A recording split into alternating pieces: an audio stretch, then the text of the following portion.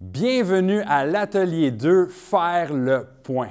Ben oui, quand on part sur une belle aventure, qu'on veut se rendre à notre objectif, la première étape, c'est vraiment faire un bilan, regarder on en est où. Tu sais, c'est comme un GPS. Là. Si je veux me rendre quelque part, bien, le GPS doit savoir d'où je commence, où je suis en ce moment, pour me donner les bonnes directives, la bonne direction pour me rendre à mon objectif.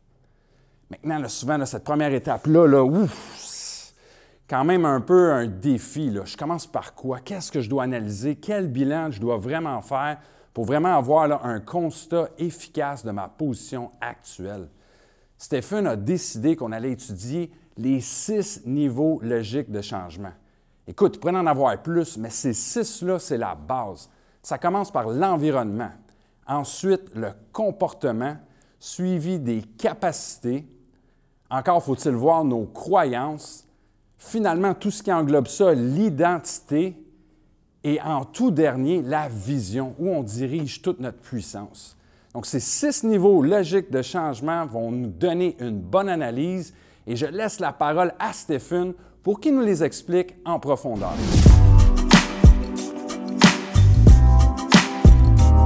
Yes! Donc, comme Xavier l'a dit, là, on veut vraiment faire un scan de notre vie actuelle. On veut aller voir, c'est quoi ma vie présentement. Tant aussi longtemps que je n'ai pas vraiment pris le temps d'aller analyser c'est quoi ma vie actuelle, je ne le réalise pas vraiment. Fait qu'est-ce qu'on va faire? On va aller regarder 6 niveaux logiques de changement.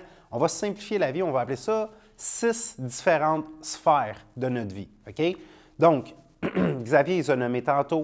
On a notre environnement, on a notre comportement, nos capacités, on a nos croyances, on a notre identité et on a nos visions.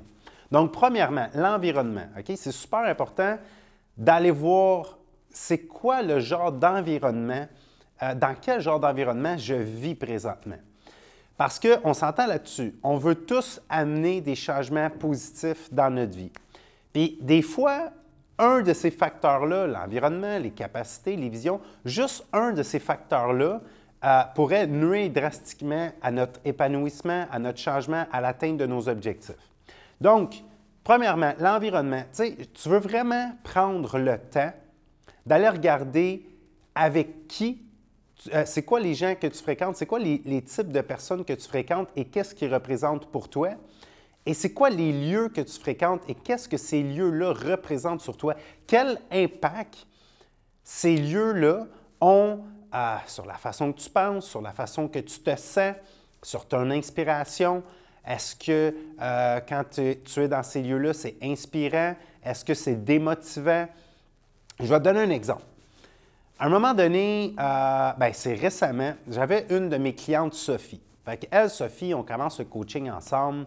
Et là, Sophie, ce qu'elle m'explique, c'est qu'elle ne sait pas exactement pourquoi, mais elle a beaucoup de pensées négatives. Sa vie va quand même bien, elle a tout ce qu'il faut pour être heureuse, mais elle me dit, je ne sais pas, je me sens vraiment négative, j'ai vraiment de la misère à être positive dans ma vie. Et là, justement, quand on est arrivé à ce stade du programme, puis on est allé voir son environnement, bien là, on a découvert quelque chose d'assez logique, dans le fond. Sophie, elle travaillait 40 heures par semaine dans un endroit qu'elle n'aime pas. Donc, elle n'aime pas le lieu, elle n'aime pas la couleur des murs, il n'y a pas de lumière, c'est une ambiance vraiment sombre. Puis en plus, les gens avec qui elle travaille, c'est tous des gens qui passent leur journée à se plaindre des conditions de travail, à se plaindre sur tout. Fait que tout ça pour dire que quand Sophie a pris conscience de l'environnement dans lequel elle était, c'est là qu'elle a compris que dans le fond, pour elle, c'est tout un défi d'être vraiment positive parce qu'elle passe 40 heures par semaine dans un lieu qu'elle n'aime pas, entourée de gens vraiment négatifs. Le deuxième niveau, dans le fond, c'est quoi? C'est le comportement. C'est quoi ça, mon comportement? Bien, c'est mes actions au quotidien. OK? C'est quelque chose qu'on dit souvent. Il y a 24 heures dans une journée, donc il y a quoi? Il y a 1440 minutes. Qu'est-ce qu'on fait de ces 1440 minutes-là? On veut vraiment devenir attentif à notre propre comportement. Encore une fois, tant aussi longtemps que je ne m'analyse pas en détail, je ne réalise pas vraiment ce que je fais. On en a parlé dans le premier atelier. Tu sais, on fonctionne vraiment sur le pilote automatique, là. Tu sais, on dirait qu'à peu près entre 80 et 95 % de ce qu'on fait dans une journée, on ne le réalise même pas.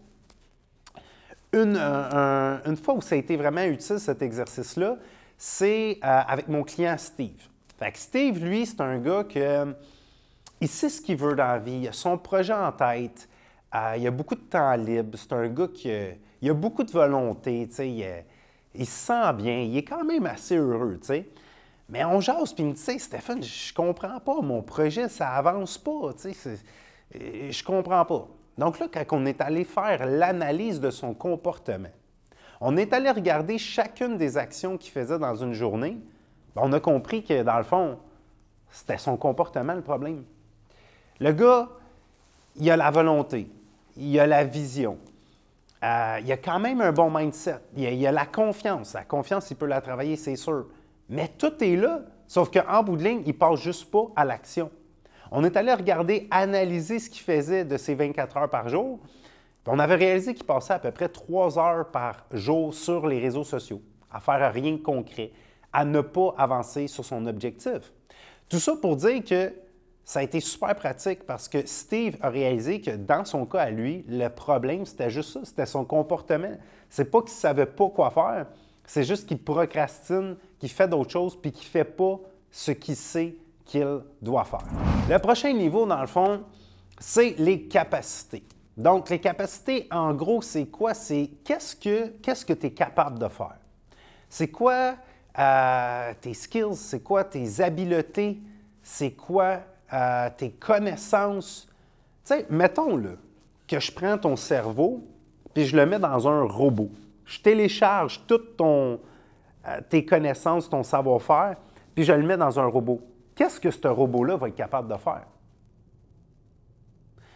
Je te donne un exemple. Conduire, utiliser une drill, utiliser un ordinateur, utiliser Word, cuisiner, éduquer des enfants. Ici, on est dans un studio, donc Encos qui est avec nous, il y a plein de connaissances, il y a plein de savoir-faire par rapport à l'enregistrement des vidéos. Il y a plein de savoir-faire par rapport à l'édition des vidéos. Fait que là, tu veux prendre le temps, dans le fond, là, à l'âge où tu es présentement, c'est quoi toutes les choses que tu sais faire? Parce qu'en bout de ligne, des fois, c'est juste ça. C'est juste ça le problème. Des fois, c'est ça qui va m'empêcher d'atteindre mon objectif. C'est juste que je ne sais pas comment. Je manque de connaissances, je manque de capacité. Tu sais, pense à ça, là. Souvent, la personne qui gagne, je ne sais pas moi, 40 000 $ par année, elle ne gagne pas nécessairement 40 000 $ par année parce qu'elle veut 40 000 $ par année. Fort probablement qu'elle gagne 40 000 $ par année parce qu'elle ne sait pas comment gagner 60 000 ou 80 000 ou plus. La personne qui a tout le temps des maux de tête, elle a toujours mal à la tête. Elle ne souffre pas de maux de tête parce qu'elle veut des maux de tête. Elle souffre de maux de tête parce qu'elle ne sait pas comment régler son problème de maux de tête une bonne fois pour toutes. Les gens qui vivent seuls, qui vivent dans la solitude, hein, des fois, c'est des gens qui restent célibataires pendant 5, 10, 15, 20, 30 ans, des fois même toute leur vie. Ils ne vivent pas nécessairement dans la solitude parce qu'ils désirent vivre dans la solitude. C'est juste qu'ils ne voient pas comment briser ce cercle-là. Ils ne voient pas comment sortir de cette solitude-là. Ils ne savent pas comment aborder quelqu'un, comment faire entrer des gens dans leur vie. Tout ça pour dire qu'en gros, le niveau des capacités, c'est on veut vraiment prendre le temps de regarder la personne qu'on est et c'est quoi tout ce qu'on sait faire, toutes nos habiletés, tous nos talents, tous nos skills. All right, là, on arrive au niveau des croyances. Celui-là, je pense que c'est celui-là. Tu sais, ils sont tous importants. Là. Souvent, on a tendance à dire hey, lui, il est vraiment important. Ils sont tous importants. Mais je pense que le niveau des croyances, c'est vraiment le responsable, c'est le noyau de toutes les autres. Tu sais, on en a parlé beaucoup dans l'atelier 1. Mes croyances, dans le fond, mon système de croyances, on appelle ça aussi un paradigme. Paradigme, système de croyances. Maintenant, ça, c'est pas facile, OK? Puis dans le devoir, on va t'expliquer comment faire. Mais on veut vraiment aller prendre le temps d'analyser nos propres croyances. Autant les croyances qu'on a développées à cause de notre environnement, à cause des choses qu'on a entendues à répétition, mais il y a des croyances que c'est nous-mêmes qu'on s'est inventées ou qu'on a développées à force de se dire certaines choses. Okay? Je vais te donner un exemple, des exemples.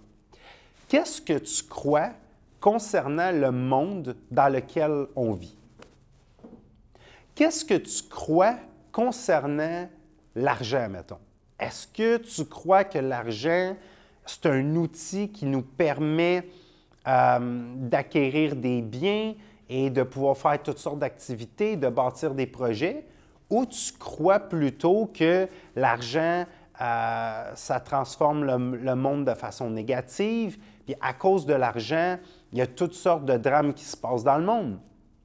Est-ce qu'une croyance ou l'autre est meilleure que l'autre? Pas nécessairement. La question maintenant, si on reste sur ce sujet-là de l'argent, c'est est-ce que c'est la réalité ou c'est une croyance? Maintenant, concernant l'amour, qu'est-ce que tu crois concernant l'amour? Moi, je vais te donner ma croyance sur l'amour. Moi, je crois. Ce n'est pas une vérité absolue, c'est quelque chose que je crois. Ma croyance concernant l'amour, c'est que oui, il faut apprendre à être bien seul. Il faut apprendre à être bien célibataire. Il ne faut pas absolument que tu dépendes de quelqu'un dans ta vie. Mais moi, je crois que la vraie vie, le vrai bonheur, ça se vit à deux. Moi, je crois que quand un couple décide de s'unir ensemble, de bâtir un projet ensemble, ils sont capables d'aller plus loin, sont capables de prendre soin l'un de l'autre. Moi, je crois qu'à long terme, c'est indispensable d'aimer quelqu'un et de se faire aimer en retour. Mais encore une fois, est-ce que c'est la réalité ou c'est une croyance? Pour moi, c'est une croyance parce que je ne peux pas vraiment te le prouver. Tu comprends? Fait que dans ce niveau-là, tu veux prendre le temps aller analyser c'est quoi les choses dont je suis convaincu concernant la vie, concernant ce qui est bien, concernant ce qui est mal. Et la croyance la plus importante, concernant ce qui est possible ou impossible. Qu'est-ce que tu crois qui est possible? Qu'est-ce que tu crois qui est impossible? Qu'est-ce que tu crois concernant l'amour? Qu'est-ce que tu crois concernant l'argent? Qu'est-ce que tu crois concernant la santé? Qu'est-ce que tu crois concernant la société? Qu'est-ce que tu crois concernant la réussite? Ainsi de suite. Donc, on analyse nos croyances. Là, on est rendu à l'avant-dernier niveau et c'est l'identité. Dans le fond, moi, j'aime ça appeler ça l'image de soi. Quelle perception tu as de toi-même? Comment Stephen perçoit Stephen? Comment Xavier perçoit Xavier? Tu sais, prends un instant, là, ferme les yeux. Là. Pendant que tu écoutes la vidéo, là, ferme les yeux. De toute façon, tu as juste besoin de m'entendre. Pense à toi-même. OK? Autant ta personnalité que ton physique, que ton attitude. Comment tu te vois? Autant les côtés positifs que négatifs. C'est quoi la perception que tu as de toi-même? Tu peux réouvrir les yeux, tu peux les garder fermés aussi. Mais c'est quoi la perception que tu as de toi-même? C'est ça l'identité. En anglais, on appelle ça le self-image. En français, l'image de soi. Et ça, c'est tellement puissant parce qu'à long terme, ça va littéralement influencer la personne que je vais devenir. La première fois que j'ai vraiment compris le principe de l'identité, c'est quand je faisais une formation à PNL avec Xavier. Puis là, on avait une professeure, Sylvie, puis elle nous parlait justement de ça, le niveau de l'identité. Là, à un moment donné, j'avais de la misère à comprendre c'était quoi, tu sais. Puis la professeure, elle me dit « Stephen, comment tu te vois, toi? » Là, moi, je dis « comment je me vois? Je me vois comment?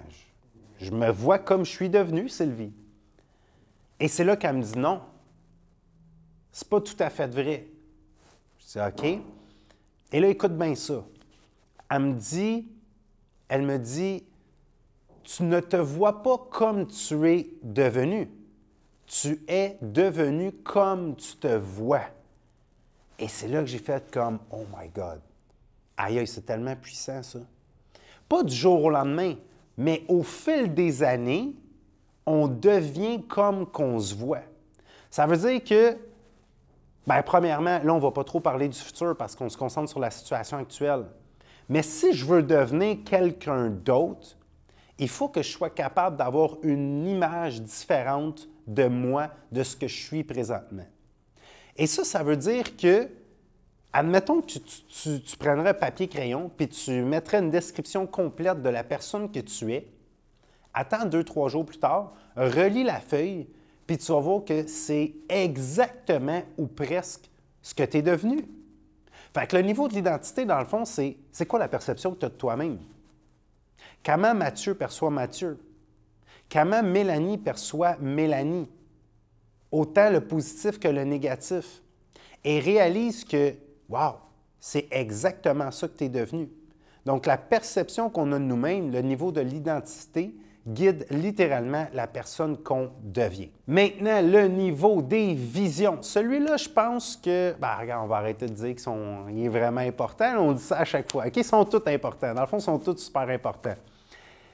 Puis, ce qui est fou, c'est que chaque niveau affecte les autres niveaux en dessous ou en dessus, ou même des fois, tu fais juste changer un niveau, puis ça affecte tous les autres. Là, on va se concentrer sur les visions.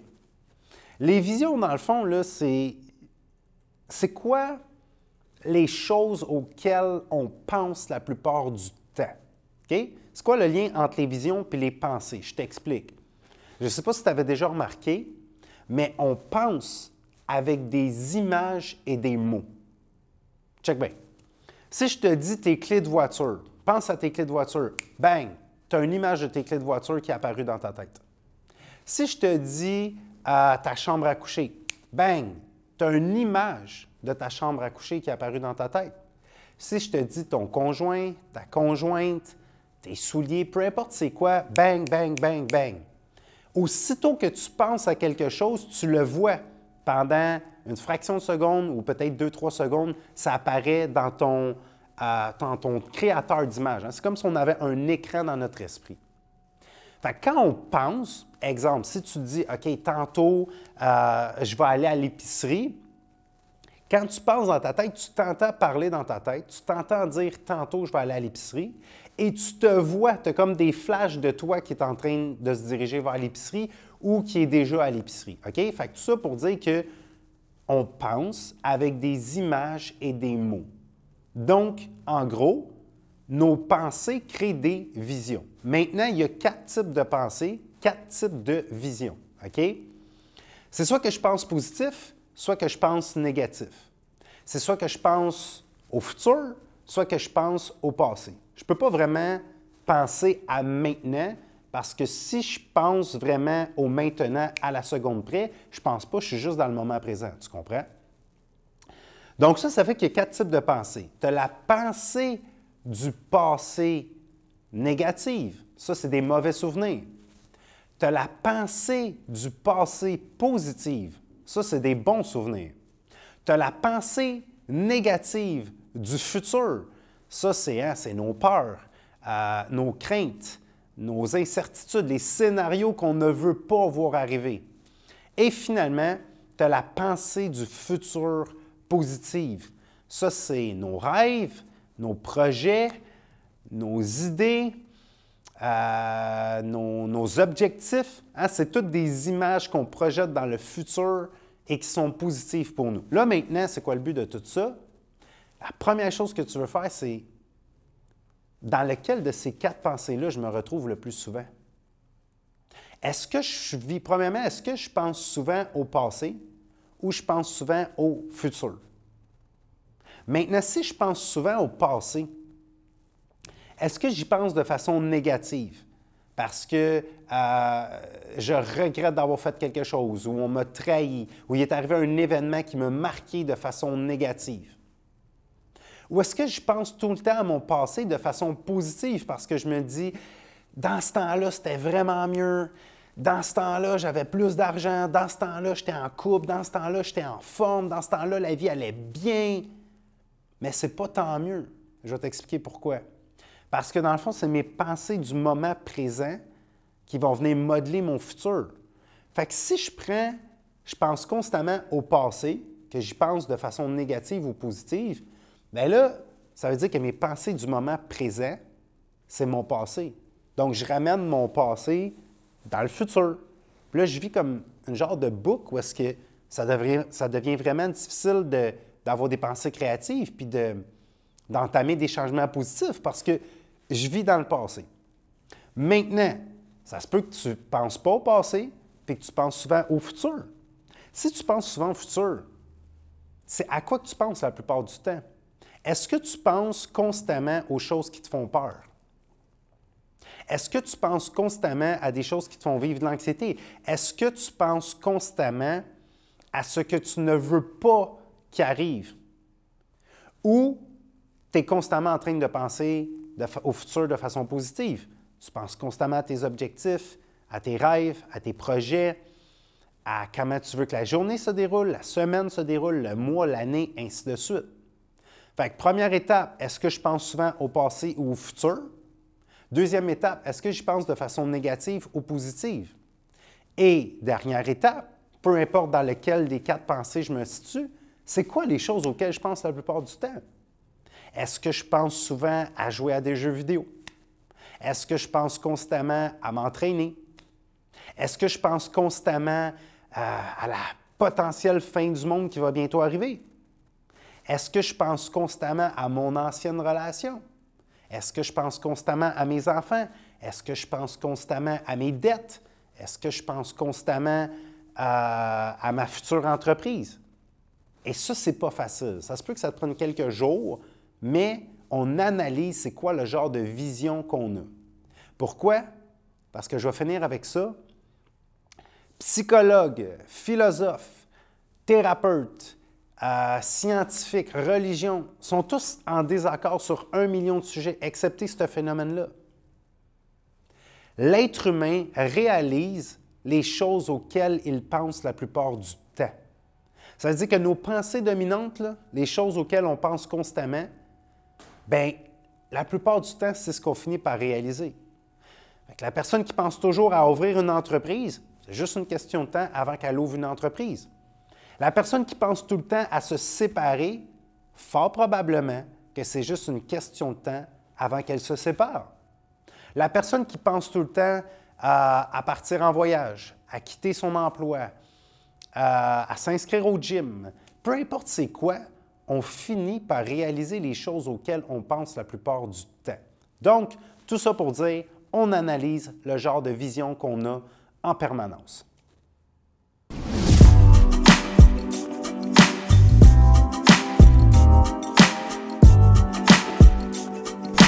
All right. Donc là, on va mettre tout ça en pratique. Xavier, il y a quelques années, tu travailles comme tatoueur, tu as ton entreprise, tu as ton studio. On va aller voir c'est quoi ta vie actuelle pour vraiment mettre le concept des 6 niveaux logiques de changement en pratique. Yes! Donc là, il y a une couple d'années, tu es dans une position et je veux savoir c'est quoi l'environnement dans lequel tu vis. Premièrement, c'est quoi les personnes qui t'entourent. Essaye de te rappeler là, à peu près c'est quoi les 5 personnes qui t'entourent, quel genre de personnes que c'est et qu'est-ce que ces personnes-là représentent pour toi? Quel impact ils ont sur toi, sur ta vie? Bien, tu sais, à ce moment-là, je suis dans une position où, justement, tu sais, je suis tatoueur depuis plusieurs années, je suis à mon compte, j'ai réussi à monter mon équipe. Ouais. Puis là, ce que je cherche à faire, tu sais, je suis dans une position où je sens que là, j'ai plafonné. Ouais. Là, j'ai atteint les limites de mon potentiel, donc je me dis, ça va être important de trouver des nouveaux moyens pour décoller, aller plus loin, amener mon plein potentiel. Ouais. Donc, à ce moment-là, mon studio, il est à Hochelaga Maisonneuve. Il est dans un espace un peu antique, une ancienne usine qui a été transformée en loft. Ouais. C'est très urbain, c'est très street comme environnement. Ça me rappelle mon background de Pointe-Saint-Charles, de graffiti. Donc, je suis encore un peu dans une position où je ne suis pas nécessairement moderne, je suis comme antique. Les gens qui m'entourent, c'est des gens qui se sont joints à moi, qui se sont joints à mon équipe. Donc, j'ai quelqu'un qui vient du Mexique, qui passe beaucoup de temps avec nous autres. Sa culture est différente. Il en apprend beaucoup sur Montréal. Il m'apprend beaucoup sur sa propre vision. Il est très méticuleux. D'un autre côté, j'ai quelqu'un que j'ai recruté, que je tente de former, d'améliorer, d'amener à son plein potentiel, lui également. Donc, de ceux qui m'entourent, tu sais, je sens que j'aurais besoin, moi aussi, d'avoir cette espèce d'influence de quelqu'un qui va m'aider à me pousser, de quelqu'un qui va m'aider à aspirer à plus, sans avoir à me concentrer sur les autres, les améliorer, mais à avoir à me concentrer sur comment m'améliorer moi. À ce moment-là, tu sais, les gens qui m'entourent, je sens que j'aurais besoin de gens qui sont encore meilleurs pour me rendre moi également meilleur et les autres membres de mon équipe. Tu sais. OK. Fait que tu es dans un environnement où progresser, c'est un petit peu moins facile parce que, dans le fond, tu es à un niveau un petit peu plus haut que les gens de ton équipe. Oui, on pourrait le voir comme ça, tu sais, à ce moment-là. Fait que, tu sais, je sens que j'ai soif de plus d'influence. Aussi, tu sais, au niveau du local, de l'espace physique en tant que tel, tu sais, c'est comme j'ai mentionné avant, tu sais, c'est un peu antique, donc les planchers, les plafonds craquent. Il y a ce look-là, tu sais, qui est comme plus rustique. Donc, c'est pas nécessairement moderne, futuriste, c'est plus ancien passé. Au niveau des décorations, j'ai vraiment fait quelque chose avec mes moyens. J'ai transformé, j'ai pris des objets que j'ai rendus beaux, j'ai joué avec ça. Donc, ça a vraiment un espace artistique qui est fait avec les moyens disponibles. Puis c'est quand même là que je réalise que est-ce que ça reflète ce que je suis actuellement? Même dans la manière que je m'habille, les efforts que je fais au niveau de mon apparence, est-ce que c'est vraiment ça que je veux projeter? Oui, OK. Fait que l'environnement, en gros, tu es dans un environnement que tu considères les lieux, c'est un petit peu trop rustique. En plus, c'est quartier Hochelaga, Maisonneuve. Puis les gens que tu fréquentes, tu sais, quel impact ils ont sur toi? Je comprends que tu prends conscience que tu es entouré de gens qui sont à un niveau légèrement plus bas que toi, fait que ça te donne de la difficulté à progresser.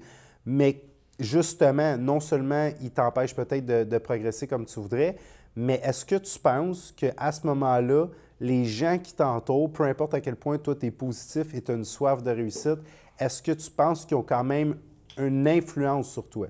C'est sûr qu'il y a une influence, puis je tiens à préciser, c'est pas nécessairement que les gens sont plus bas que toi dans ton environnement. C'est est-ce qu'ils ont les outils que tu cherches à acquérir? Est-ce que ce sont les gens qui vont représenter les exemples à suivre?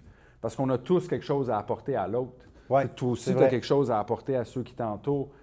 Maintenant, ce qu'il faut savoir, c'est qu'est-ce qu'on a besoin à ce moment-là que les autres nous apportent. Est-ce qu'ils peuvent le faire? Donc, si je veux progresser, changer, déplafonner, surpasser, bien, à ce moment-là, j'ai besoin d'exemples différents. Exact. OK. Fait que là, ce qu'on dit souvent dans le fond, tu sais, c'est des phrases qu'on entend souvent, élimine les personnes négatives de ta vie, mais on ne veut pas juste éliminer les personnes négatives, on veut s'entourer de gens positifs qui ont le genre de réussite que nous, on aimerait avoir. Fait que ça, c'est l'environnement. Maintenant, si on passe au niveau du comportement. Mes actions. Les actions. OK. Qu'est-ce que, laisse-moi peaufiner ma question, ça ressemble à quoi tes routines, tes journées? Qu'est-ce que tu fais de tes journées?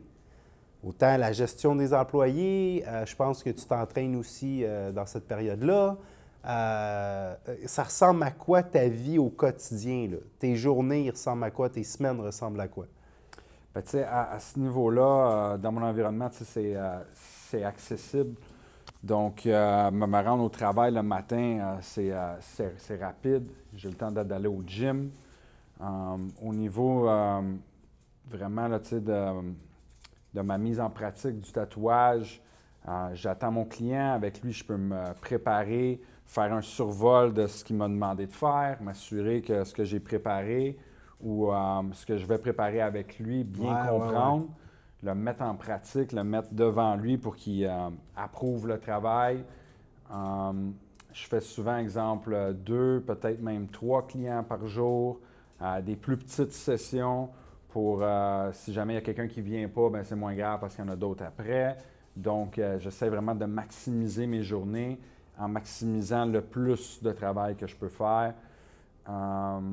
Après ça, c'est sûr que, bon, il y a du nettoyage à faire, il faut entretenir l'environnement, il y a du temps qui est mis là-dessus dans le comportement. Quand je pense, exemple, à me préparer le matin, moi, personnellement, je me dis au niveau de l'habillement, c'est pas nécessairement la priorité. Ouais. Les gens viennent pour mon talent, ils viennent pas pour me voir, donc ils ont confiance dans mon travail déjà d'avance. Je n'ai pas nécessairement à m'attarder sur de quoi j'ai de l'air, mais m'attarder sur ce que j'ai à faire. Après ça, il y a la gestion des rendez-vous. Je dois m'assurer que, bon, les gens sont bookés, les gens de mon équipe ont du travail, faire un suivi avec eux s'ils ont répondu aux clients, s'ils n'ont pas répondu aux clients, m'assurer que les clients sont satisfaits, qu'eux aussi le sont. Ouais. Donc, je dois vraiment m'assurer le suivi de mon horaire, le suivi de mon travail, les communications, l'entretien, déléguer des tâches, m'assurer que les tâches sont faites. Donc, grosso modo, là, c'est pas mal ça, les actions. T'sais. Quand on parle du but d'aller regarder notre vie actuelle, des fois, c'est parce qu'on va être capable d'aller trouver des petites erreurs, des petites lacunes dans certains niveaux. Mais là, au niveau de l'environnement, on a trouvé des choses qui n'étaient pas optimales pour progresser. Mais au niveau de ton comportement, de ce que tu fais, il n'y a pas vraiment de procrastination. Il n'y a pas vraiment de laisser-aller, il n'y a pas vraiment de perte de temps. Tu es quand même en mode productivité, là, si je comprends. Bien, j'aime ça que tu apportes ce point-là, Stéphane, parce que, tu sais, ce qui est important à moi, à ce moment-là, que je n'ai pas encore été capable de réaliser, parce que je n'ai pas encore ces nouvelles connaissances-là, c'est que des fois, on ne veut pas maximiser le travail qu'on fait, mais améliorer la qualité du travail qu'on fait. Donc, des fois, ce n'est pas la quantité de choses que j'ai faites, mais est-ce que les tâches étaient les plus pertinentes à ce moment-là? Est-ce qu'il y a une manière de réorganiser mon horaire, de réorganiser les actions que je dois faire pour que ce qui est vraiment important, je puisse vraiment mettre tout mon temps là-dessus, me concentrer dans la qualité de mon travail? Tu sais, c'est un peu ça qu'à ce moment-là, je ne sais pas encore. Tu sais. Je sais que je fais beaucoup, mais maintenant, comment faire mieux? Oui, fait que dans le fond, à ce moment-là, on peut dire que tu es très occupé, tu n'arrêtes jamais vraiment, mais ta productivité, elle n'est pas optimale. Exactement. All right. Je ne sais pas, mais je sens que j'ai quelque chose à ce niveau-là. Tu sais. OK. Maintenant, on est dans cette période-là. On va regarder tes capacités, tes skills, tes talents, tes habiletés, tes connaissances. Ça ressemble à quoi à ce moment-là? Bien, écoute, j'aurais aimé avoir les connaissances actuelles, là, surtout comment que tu dissectes une situation. Là, ça met beaucoup de clarté dans ce moment-là. Mais bon, c'est sûr que je suis un bon tatoueur quand même. J'utilise des machines assez modernes. Ce n'est pas les plus avancées, mais c'est quand même assez moderne. Ouais. Je fais ce qu'on appelle le stencil. Je le fais à la main. Ça, c'est la façon que je suis confortable de le faire. C'est comme ça que j'ai appris. J'utilise beaucoup l'ordinateur pour faire mes montages, recherche d'images, soit dans des livres, à travers Google ou d'autres sites de banque d'images. Je fais quand même relativement, bien pas relativement, je fais très attention à l'entretien de l'environnement de travail. Ça fait partie de mes valeurs, la sécurité, l'hygiène. Oui, je veux juste, dans le fond, parce que, tu sais, le comportement, c'est très relié aux capacités. Ouais. Fait que je pense que pour que les gens qui écoutent comprennent vraiment bien le but de l'exercice, pas trop parler de ce que tu fais, mais de ce que tu es capable de faire, de ce que tu sais faire. OK. Parce que qu'est-ce que je fais, ça, c'est le comportement. Mais ce que je sais faire, ça, c'est mes capacités. Fait que qu'est-ce que tu sais faire? C'est quoi tes habiletés, tes connaissances, tes talents à ce moment-là? J'aime ça, tu es attentif. OK, là, je comprends où c'est que tu veux que j'y aille. Donc, je suis capable, d'utiliser Photoshop. Oui, exact. C'est ça que je veux savoir. Exact. L'ordinateur. Je suis capable de faire mes stencils à la main. Je suis capable d'utiliser des logiciels de comptabilité. Je suis capable d'utiliser un agenda papier pour prendre en note mes rendez-vous. À ce moment-là aussi, je suis capable de faire des dessins, de dessiner pour mon client. Je suis capable de faire ce qu'on appelle du main levée sur sa peau.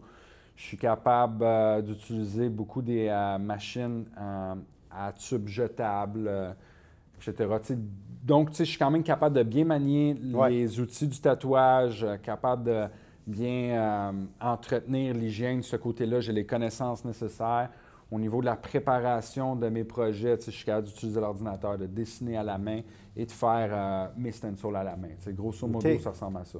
Fait que tu vois, c'est quand on se met à l'énumérer qu'on réalise qu'on sait faire beaucoup de choses. OK, ouais. Fait que c'est un petit peu ça le but pour les personnes qui vont écouter. Quand tu vas faire l'exercice, c'est vraiment ça l'objectif. Lorsque tu arrives au niveau des capacités, tu veux vraiment être capable d'avoir un bilan de tout ce que tu sais faire dans ta vie actuellement. Donc ça, on a fait environnement, comportement, capacité. Maintenant, on est rendu au niveau des croyances. C'est pas le plus facile à trouver. C'est quoi le genre de croyances qui sont implantées en moi. Mais là, on est quelques années plus tard. Essaye de te rappeler, là, à ce moment-là, quelles sont tes croyances? Puis essaye de te rappeler, as-tu aussi des croyances limitantes? C'est-à-dire des croyances des convictions qui t'empêchent de progresser, mettons. Écoute, sont très faciles à identifier, mes croyances. Ah ouais? Ah OK. ouais, OK. je les connais bien dans le sens que moi, qu'est-ce qui est arrivé, c'est que j'ai quand même fait une transition, exemple, de marché aux puces à tatouage, tu sais. Ouais. Donc, j'ai amené un peu mes types de relations que j'avais avec mes clients du marché aux puces, je l'ai amené dans ma business de tatouage. J'ai amené comment on faisait la business au marché aux puces dans le tatouage. Donc, ça veut dire que marché aux puces, tu n'es pas nécessairement dans du haut de gamme. Tu es dans des transactions rapides où on vise justement du volume, on vise des bons prix. On a un aspect de négociation qui est important au niveau de l'échange de la transaction. C'est pour ça que tu vas un peu dans un marché aux puces. Donc, quand je fais ma business de tatou, j'ai en tête que mon client, il veut un bargain, il veut le meilleur prix possible sur la meilleure qualité disponible. Donc, j'ai un peu comme, je me retiens sur le potentiel même de mon client. Je me dis que je ne peux pas aller chercher plus que certains montants parce que c'est déjà beaucoup pour un tatouage. Donc, ça, qu'est-ce que ça fait? C'est que ça limite l'intention que je veux mettre dans mon tatou.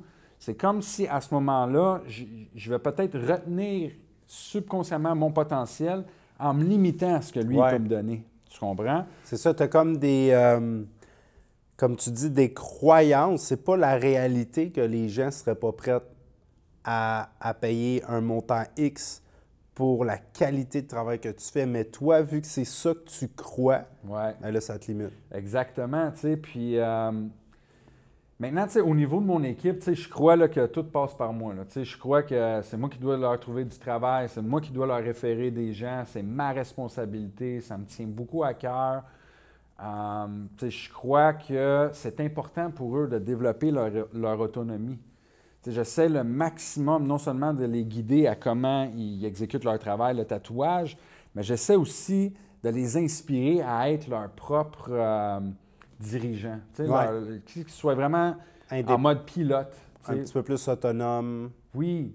Pas former un employé, mais former un patron. Quelqu'un qui va être ce qu'on appelle un go-getter. C'est quelqu'un qui va aller chercher son travail, qui a faim, qui est prêt à mordre, qui se met dehors, qui passe des cartes, qui va vraiment promouvoir qui elle est. Puis, j'ai cette croyance-là que les gens peuvent le faire puis que c'est réalisable parce que moi, je l'ai fait. Oui.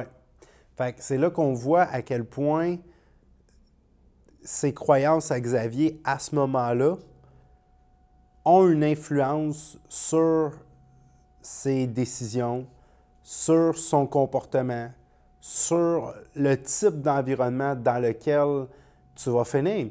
Fait que c'est ça qui est fou.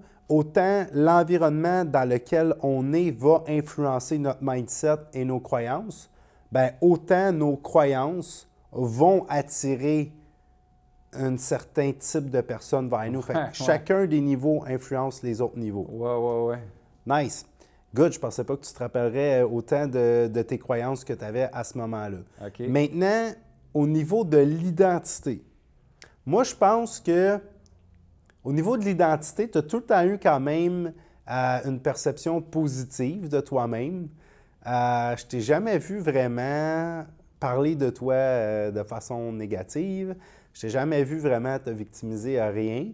Mais je suis quand même curieux. À ce moment-là, c'est quoi la perception que tu as de toi-même? Autant le positif que le négatif. Là. On recule à cette époque-là. Comment Xavier perçoit Xavier?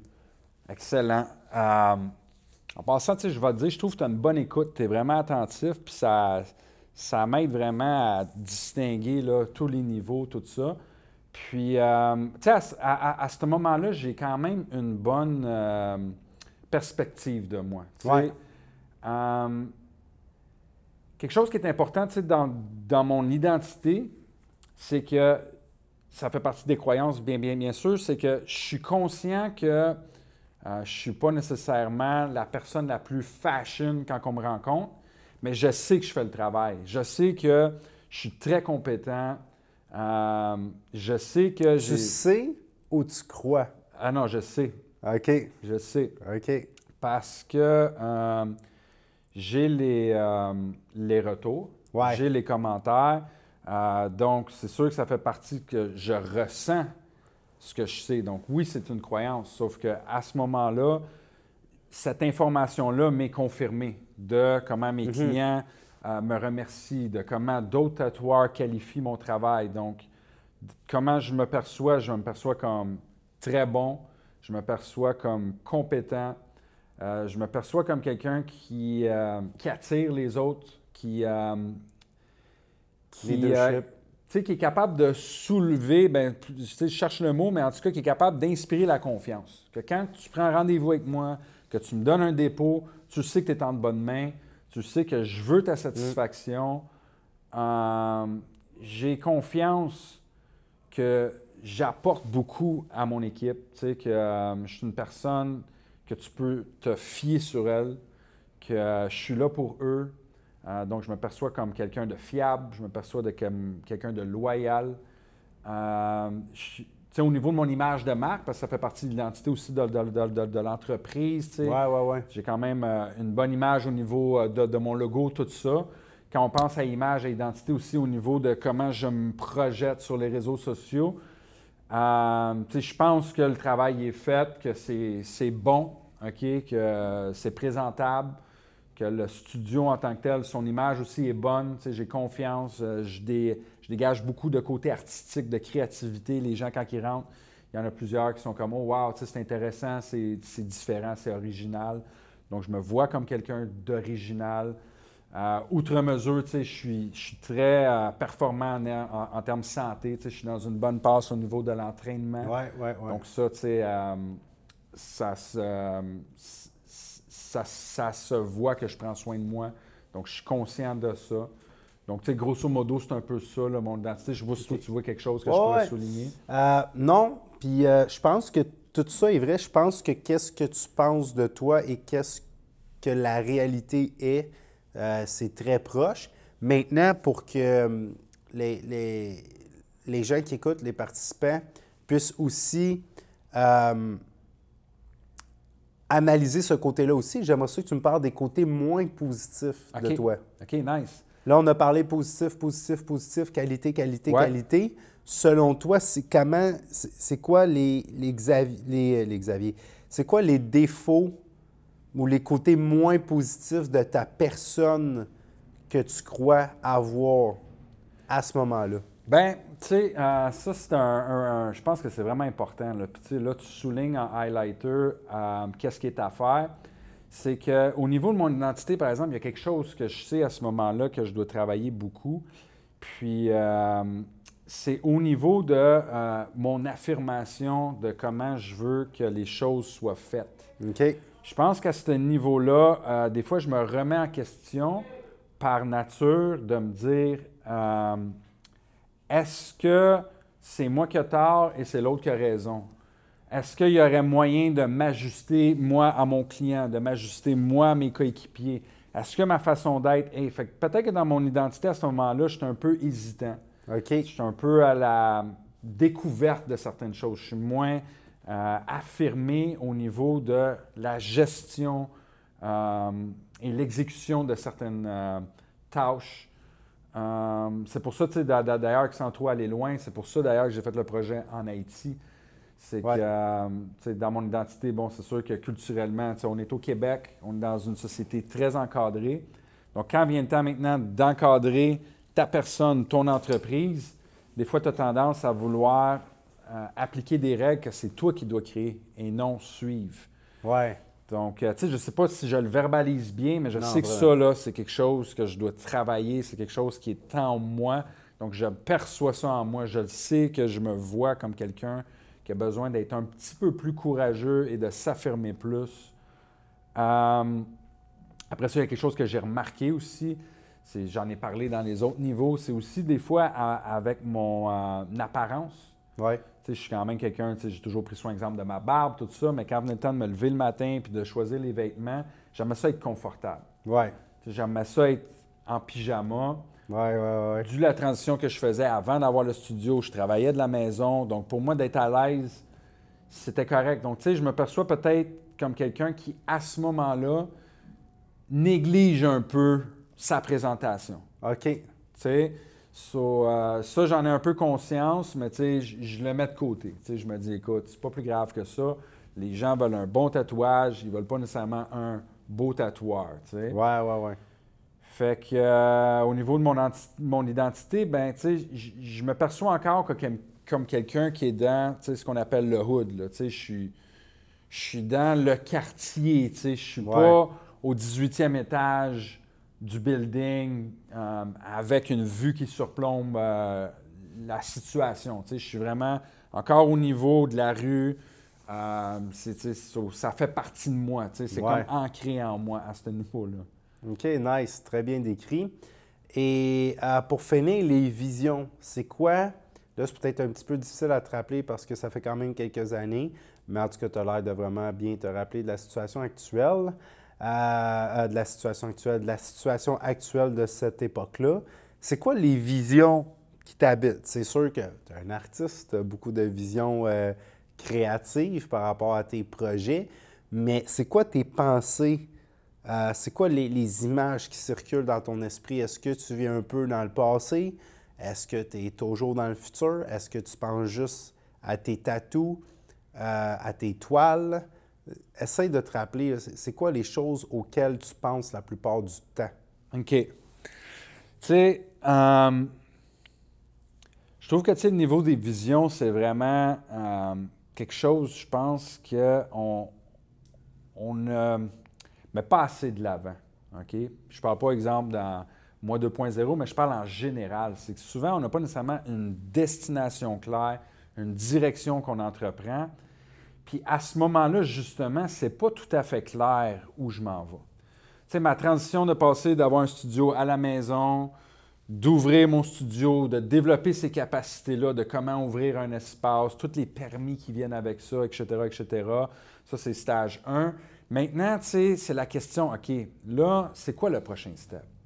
Tu sais, c'est vers où je me dirige. Tu sais, j'y pense tranquillement. J'aimerais ça, tu sais, être plus gros. J'aimerais ça avoir plus d'espace, avoir encore plus de membres dans l'équipe, tu sais. Mais je ne vois pas exactement où. Tu sais, je n'ai pas vraiment une vision de l'identité que je veux que ça aille. Là. Tu sais, je te dirais, c'est pas mal blackout. Ouais. C'est flou. C'est pas blackout, mais c'est flou. Ouais. C'est pas clair. C'est pas décidé, en fait. Non.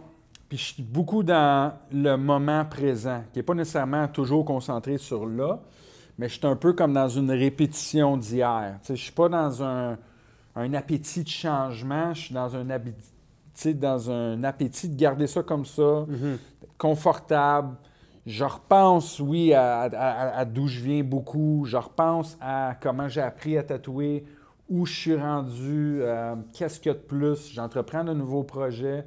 Le projet, justement, pour l'art de s'unir en Haïti. J'entreprends les toiles. Donc, tu sais, je fais beaucoup en même temps. Donc, ma tête, mes visions sont un peu partout, mais sont un peu moins focus sur le tatouage. Tu sais, c'est moins comme où je m'en vais avec le tatou, c'est qu'est-ce que je peux ajouter à tout ça pour coller plus d'énergie, plus de potentiel, tu sais.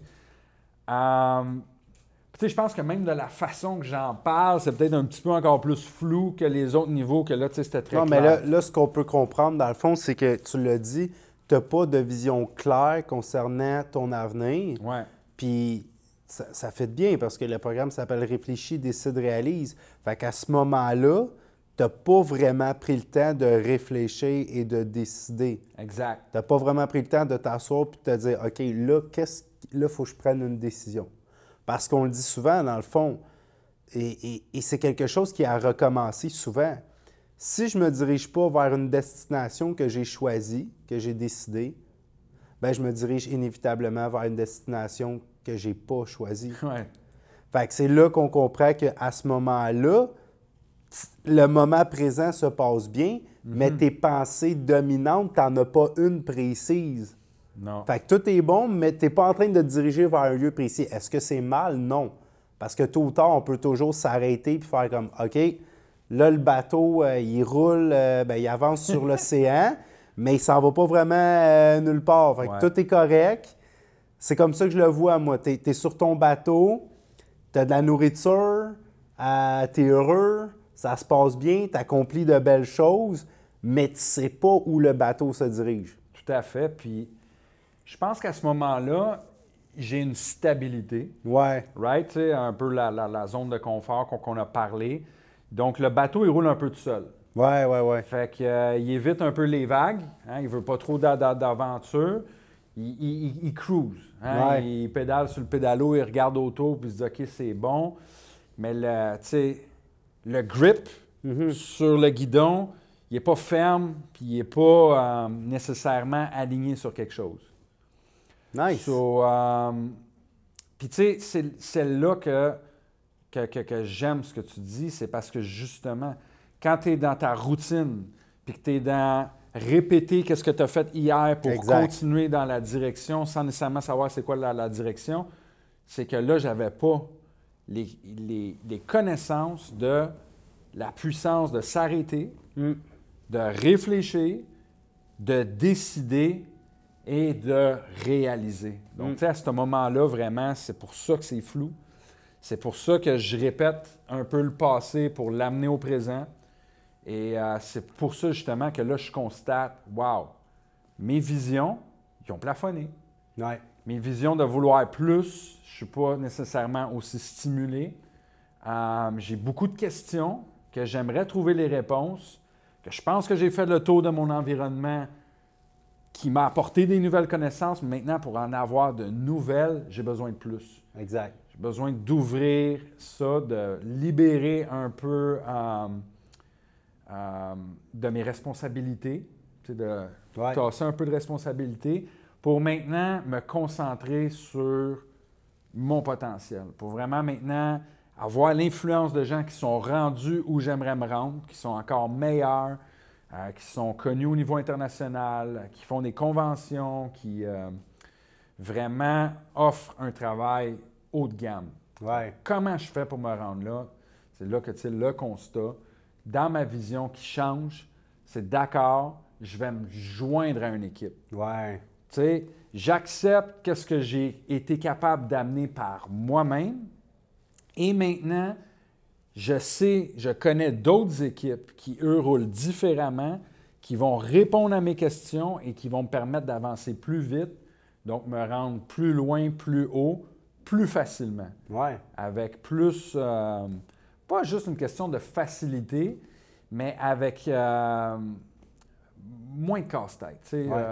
Donc, pour moi, ça a été une question, à ce moment-là, un peu d'humilité, là, de se dire, écoute, j'accepte que je peux apprendre des autres. Le but, des fois, ça, on va dire, c'est une croyance, je pense, qui est très présente culturellement. Ah, ben, tu sais, il faut être ton boss, il faut que tu arrives par toi-même, puis il faut, tu sais.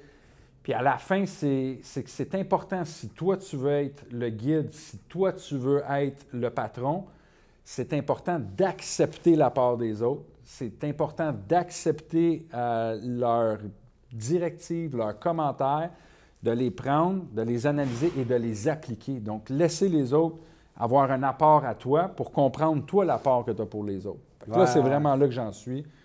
Puis la situation des 6 niveaux, je pense que tes questions, ta subtilité dans l'écoute fait que ça a été encore plus clair que ce que je pensais qu'il pouvait être clair. Oui, c'est ça, mais c'est ça qui est intéressant, c'est que c'est pas quelque chose qu'on fait une fois dans notre vie. Tu sais, juste moi puis toi, souvent, on a refait un cadre objectif, on a refait des questions, c'est toujours, même, on est toujours dû pour faire une mise à jour de la vision puis de la situation actuelle, tu sais. Ouais. Ouais. Nice. Fait que merci infiniment. J'espère que tu as vraiment bien compris l'objectif de l'exercice. Bien, pas j'espère, je suis pas mal convaincu. C'est vraiment d'aller faire comme qu'on a fait avec Xavier, un scan de ta vie actuelle aussi détaillé que ça. Ça peut juste être gagnant.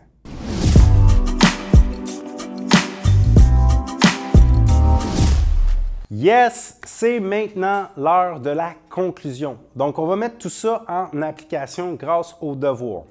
Donc, le but, c'est de faire le point, de faire un scan de notre vie actuelle et on va utiliser les 6 niveaux logiques de changement pour comprendre où on en est présentement.